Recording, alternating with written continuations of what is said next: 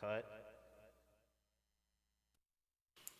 All right. So this last video, or I should say last song from this EP that we did back in 97 is called No Replay, No Start Over. And, looking back at some of the lyrics, they're a little bit, a little childish, I guess, but the premise of the song is that we only get one life. It's not like a video game where you can, you can go until, you can jump off a bridge or whatever in a video game or whatever the case is, and you just press start over and you can start over. And in some video games, like Minecraft or whatever, if you don't save your stash to the right, can't remember, but basically your box that you put all your stuff in, if you don't save it, then you die, and then you have to go and find all that stuff again. But in the real world, you die, it's over. There isn't a replay, there isn't a start over.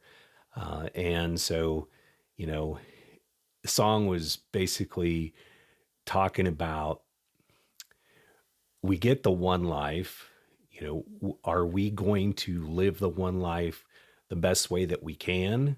Are we going to live without regrets? Are we going to be kind and compassionate and loving and sharing our love for Christ to folks? Or are we going to waste this life that we have and live it selfishly and only care about ourselves and what we can get? So that was just what the song was about.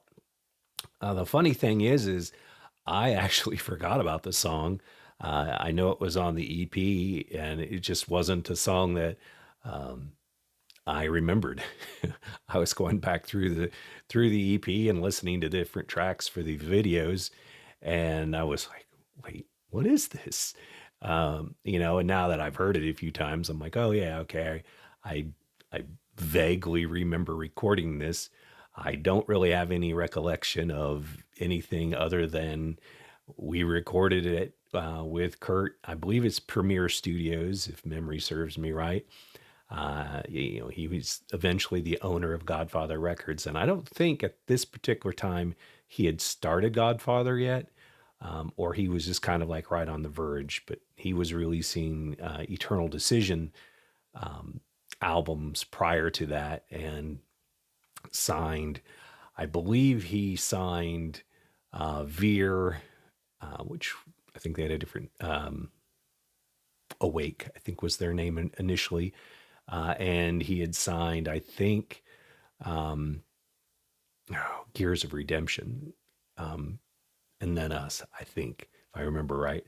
And anyway, it was a great opportunity to work in a studio to help set up mics and learn some of the techniques and stuff while I was there. I had a lot of time to work with him on the next album that we did, which was when we were signed to Godfather Records, and that was There's Hope in the Darkness.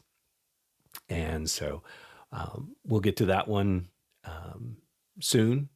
I'll have to look at the other releases that I have.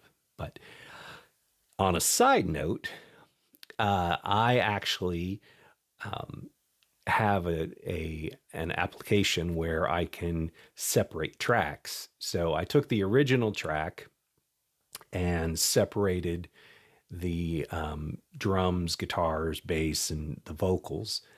And I had initially kind of thought I'm gonna redo the vocals. I was never 100% satisfied with it. I don't even say I was 60% satisfied with how they came out. But after trying to do something similar to what I was doing back then, I gave up. I was like, this is just, it's not going to happen. I could do something a lot lower. I could change it up, but it just wouldn't have the same vibe. And I don't really have the time to mess with it. So I did, however, I still have on. There's going to be the first track, which is the original, and then after this video, you'll hear the second track, which will have the. I have actually added a bit more compression to the bass, so it stands out a little bit better. And I added some tune track drums. The original drums are there. I wanted to try to eliminate all the drums together and just use the tune track drums, just to see what it would sound like. But unfortunately, the way it was recorded, the cymbals aren't picking up with the MIDI as well as it could have. So what I did was I kept the original drums, but then added a kick and a snare and some toms from the tune track product, just kind of see what it sounded like. I added some effects on the vocals on another channel to kind of give it a little bit more air, just to allow it to breathe a little more, give it a little more room. And that's on a separate track, and the original track's still there. Also, the other funny thing is when I got to the end of the song, there's quite a bit of background vocals mixed with the regular, and you can't separate that with the apps that you have. So I was trying to make out what I was saying, and there was one line I have no idea what it was. And when I was thinking about re-singing it, I was like, I'm gonna have to just completely rewrite the line. So anyway, I figured that was just gonna be a waste of time. So anyway, there'll be two versions: the one you already heard, if you got to this point, and then this other version, and just compare, enjoy, and see what you think. All right, take care, and God bless.